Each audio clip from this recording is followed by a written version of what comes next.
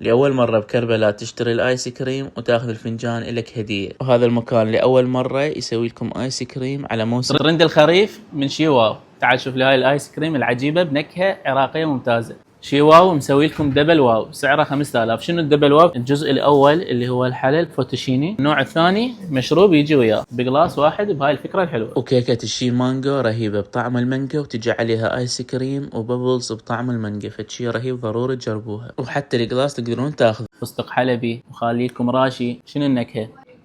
النكهة القديمة مال جيل الطيبين.